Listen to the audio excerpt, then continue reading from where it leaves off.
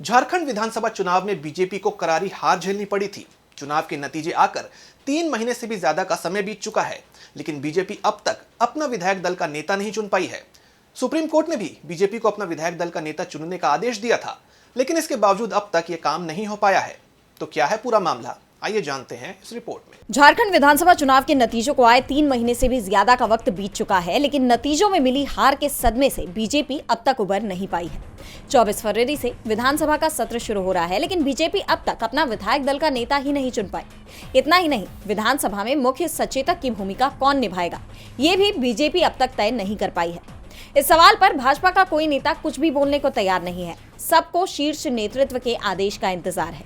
माना जा रहा है कि दिल्ली के विधानसभा चुनाव की वजह से बीजेपी के शीर्ष नेतृत्व की प्राथमिकता में ये काम नहीं थे, और अब चूंकि दिल्ली में सरकार बन चुकी है, इसलिए किसी भी वक्त नेता के नाम की घोषणा हो सकती है। बता दें कि नेता प्रतिपक्ष के न रहने से सूचना आयुक्त जैसे संवैधानिक पदों पर नियुक्ति अटकी हुई है।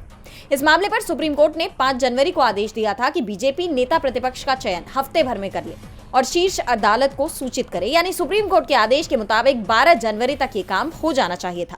और बीजेपी सुप्रीम कोर्ट के आदेश को दरकिनार कर 1.5 महीने बाद भी नेता प्रतिपक्ष का चयन नहीं कर पाई है।